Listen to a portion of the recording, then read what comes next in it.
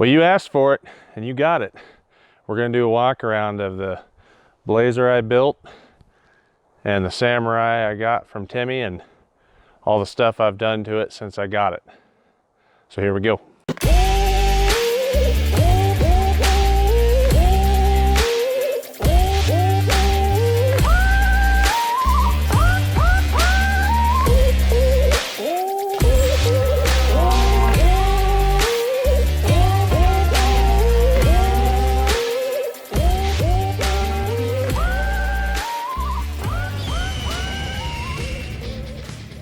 So this is Blazimus Prime.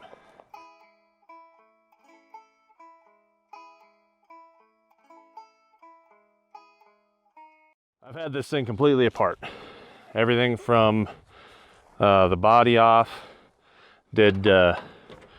repaired all the floor panels, and then did that roll-on Herculiner in there so you can just wash it off.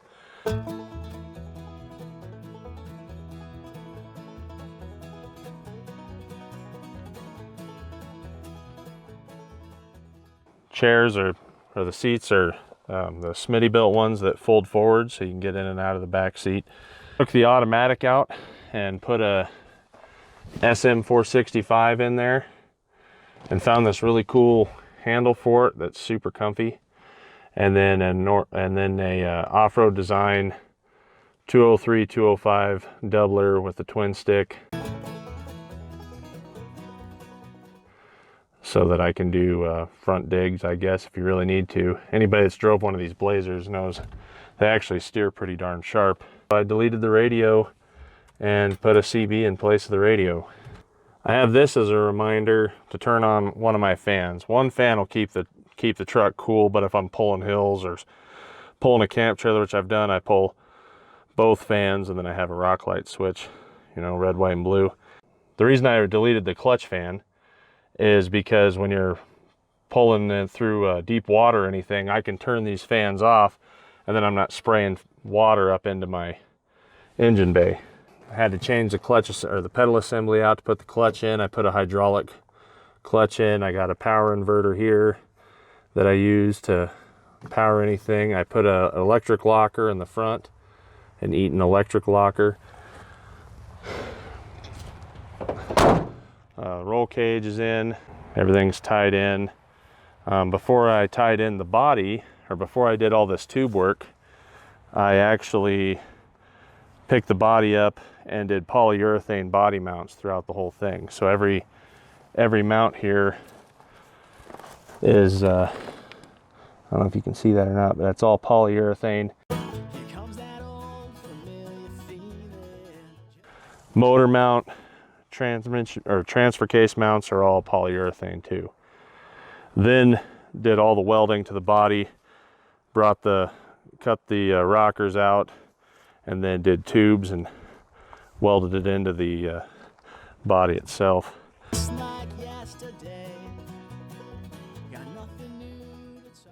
Built a swing out tire carrier for it. Holds a 60-inch high lift jack and a roto pack, or 2 roto packs if you want to put it on. That's a 39.5-inch IROC. The handle I did with just a bolt and a tube, and welded a nut, and that's just a piece of cutting board material there for the stopper. Did some dimple dies in there, but I have it hanging out. I actually did that intentionally with the front and rear bumpers.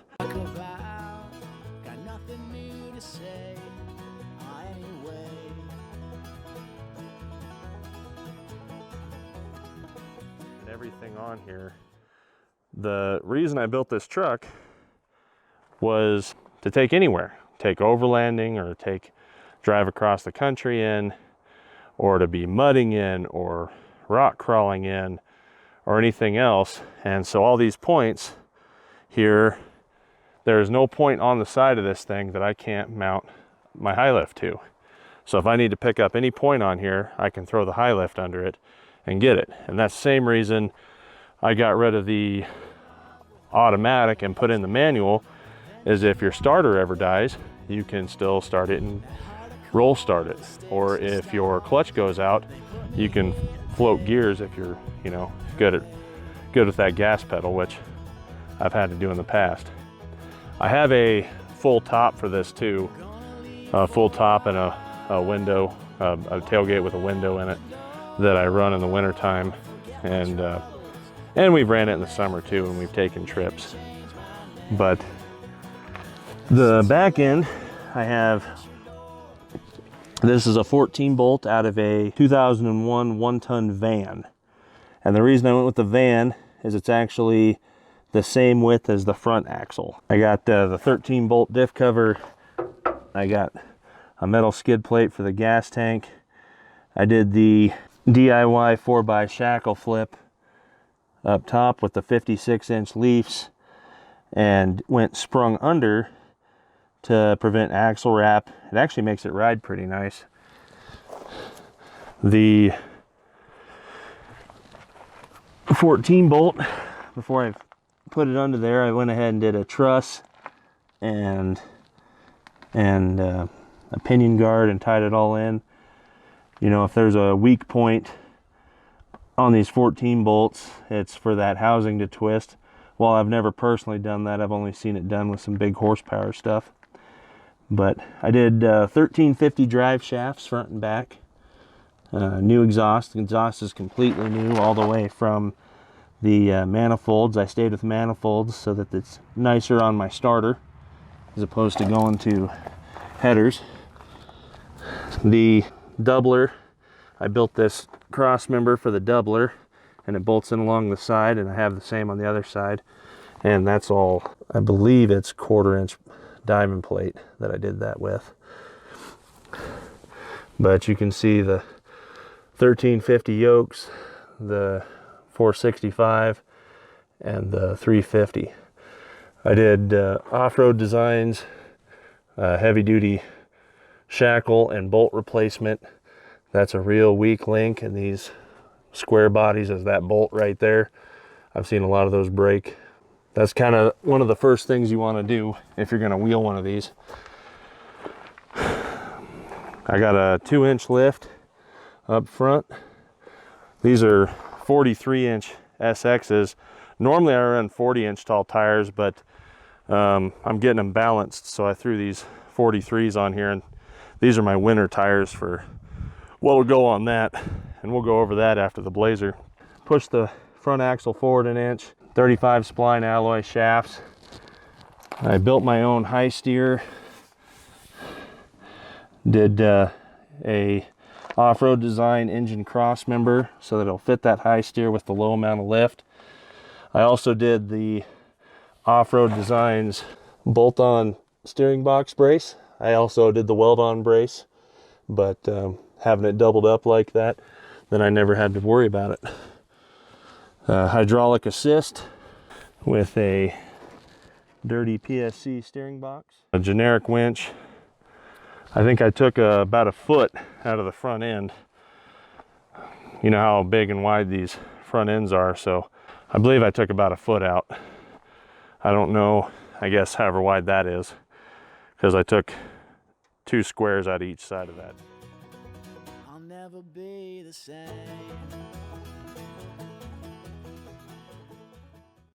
Out of there. But I call it Blazimus Prime because I got this grill aftermarket, and a Chevy emblem was crazy expensive, but these were at AutoZone for like $5. So I have one of those on my regular tailgate too that comes with the topper, or with the topper on. And the motor's not anything fancy. I got a mean green alternator and a throttle body spacer, 4-core radiator. Now you can kind of see the other side here that I did for these for this cross member. So what I did is I actually took two factory cross members, so I could use the factory mounts, and got it all set up there, and then made everything around that. So everything here is all made around that, and it's thick enough where it isn't going to move. I have one exhaust clamp here, so you can take the exhaust out if you need to. Like I said, everything's 1350, so I only have to keep one joint technically for the drive shaft. Kept the exhaust up high. Cage is all here. My mom actually made all these for me. I had her stitch all these up. These covers for the roll cage. The interior lights, I did LEDs. Dashboard was all nasty, and I found a better dash at the junkyard, and then found this dash cover at the junkyard too, and then painted it black. So whoever Brad is, I don't know if you can see that or not, but it says Brad right there. Whoever Brad is, thanks for leaving that at the junkyard. So with the dual cases, and then so I have basically a 4-to-1, and then I have 513 gears, Detroit, and the Eaton electric locker up front. I got more than a couple feet of space here, and then I want to say it's 18 inches of belly clearance from that lowest point, and that's quite a lot. You know, a lot of people are like, oh, it looks like it hangs down, but that's a lot of belly clearance for those cross members, and I didn't plan on rock crawling it. I planned on rock crawling it if I had to, but more or less being overbuilt for any trip you do, more of the end of the world type vehicle. When I built the front end here, I set it up, you know, where it even pushes everything down underneath, kind of Baja style. But that's about everything on that Blazer. I don't know if there's anything else. I guess you can message me. Oh, this is where my CB antenna is now. Since I got rid of the radio, I replaced that point with a CB antenna. So like I said, it's built to do everything. Water, mud, rocks, anything you want to do with it, it should do, and you know, hold all the gear you could ever imagine, because it's a full-size truck. Now, some of you recognize this. This is what I had bought from Tim Cameron.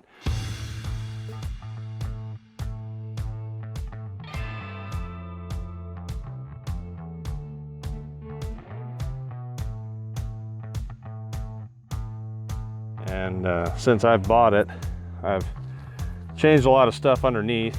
I put a new alternator starter, some basic stuff that you kind of expect to have to do on a vehicle. But I've lowered the suspension down.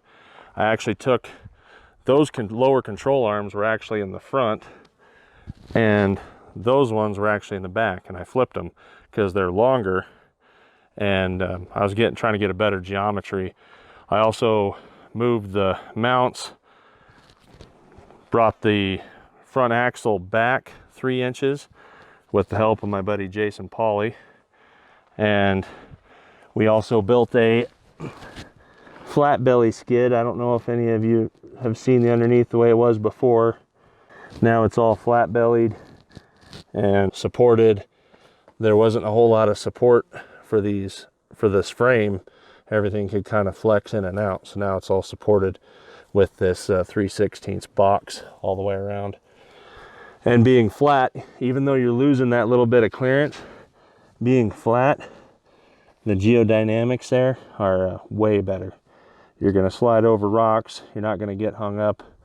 That's the way to go. I got rid of the 513s and went to 717 gears. Changed all the lower heims are now 1.25 inches. They used to be 3/4. Went through all the wheel bearings. They were all pretty rough, so put all new wheel bearings, axle seals, everything else when I did all that. Added a few more fire extinguishers. Came across a few close calls with some friends lately, so now I carry 3 fire extinguishers in here. Added this. That's for Matt. If I ever have to tow him again, now it'll stay right there in the middle, not pull me sideways.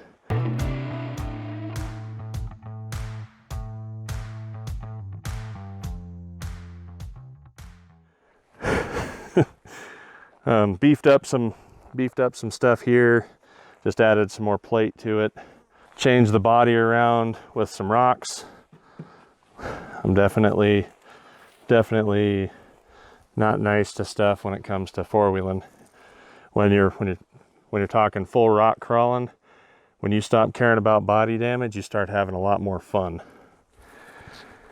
There you can see the new alternator and the new starter.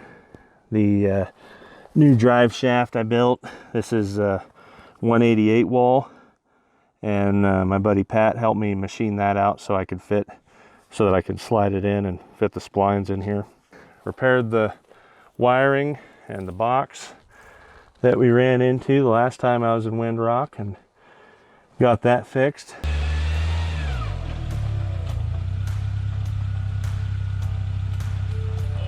Uh-oh, that's not good. That's electrical, whatever that is. This is this is the 5-speed. This is the throttle control. I use this a lot. This manual throttle control I use a bunch.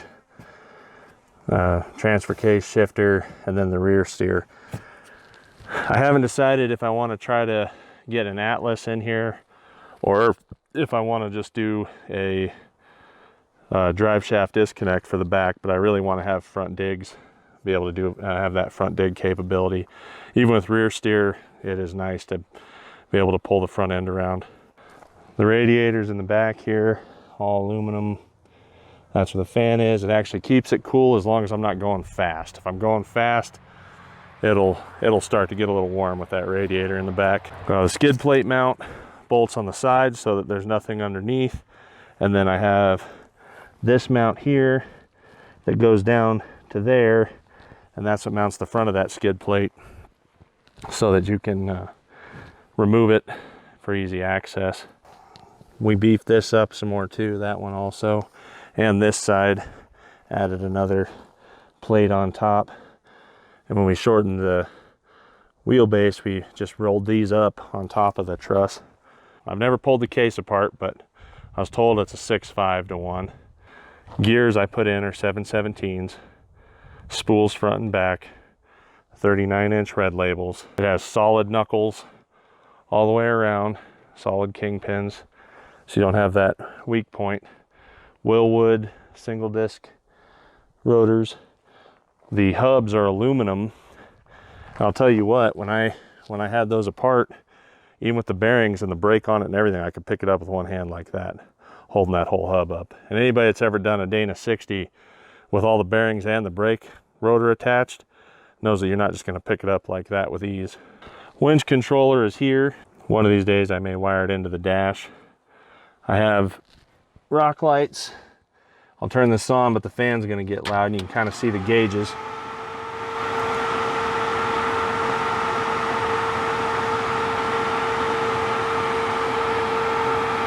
These are glow shift gauges, and they change colors depending on what color you want. I try to keep them a lighter color so I can kind of see and pay attention to the ones I want to pay attention to. RPM, oil pressure, water temp, and volts are my main ones. I don't really pay too much attention to the boost. This is the low oil light that's flashing at me. Got the front light bar, front rock lights and rear rock lights. The rear steer is set up like my last rigs. If you're going forward, this would turn your tires left, and pushing it away from you would turn your tires right. I know a lot of guys run it up and down and different ways, but that's the way mine was set up, that I'd set it up prior, and that's the way this one was set up, so it worked out perfect for me. The cage I'm gonna probably raise eventually here. I think I'm gonna come up a little steeper so I can put a support here at the A-pillar, and then I need to be up another 2 or 3 inches to really be safe for my head height. If you want to see under the hood,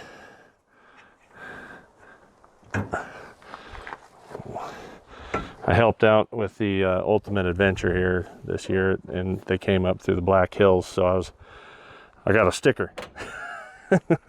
There's your little air filter and your little baby turbo and heat shield, 1.6 8 valve that runs on propane. Fox 2.0 coilovers, aftermarket Razor seats, and then some PRP seat belts. I did upgrade my toolbox here. I load the one up for the Blazer when I go. Right now there's nothing in here, just the floor. But when I go, I load it down with all the stuff I want to carry. This one, you know, you always got to have your convincing stick. Got old Halliburton hammer, tire plugs, a few things of oil, some U-joints, belts, my little wiring kit I keep. But whatever you had in there, it worked. Does the job. Got enough stuff for one mistake. Rain jacket and some wrenches and some other stuff. Basically just your basic necessities to get me back to the trailer. In a rock buggy, you want to be as light as possible. The 4-cylinder doesn't weigh a whole lot, that 1.6, and then it's a Samurai transmission, Samurai T-case. So it's a pretty light setup. Toyota U-joint drive shafts, long spline. It just doesn't weigh a whole lot, which comes into my advantage most of the time.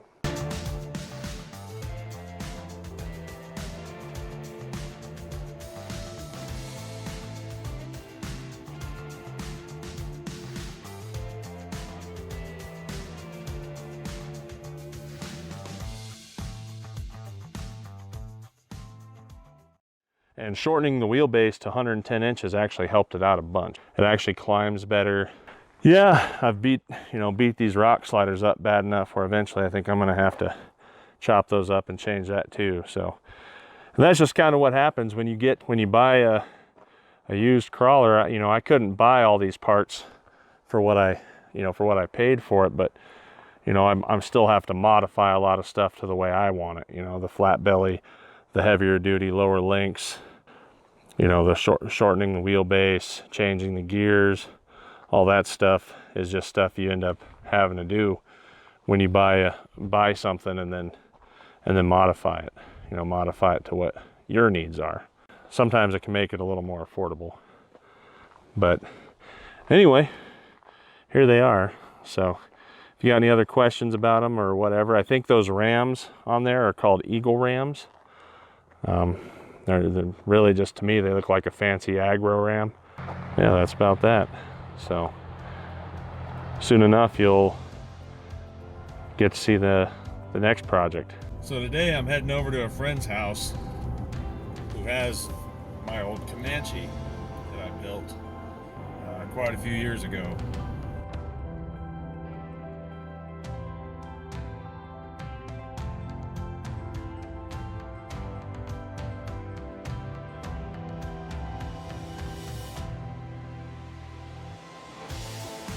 Purchasing that Comanche back, he also had a Cherokee that's been hitting the front end.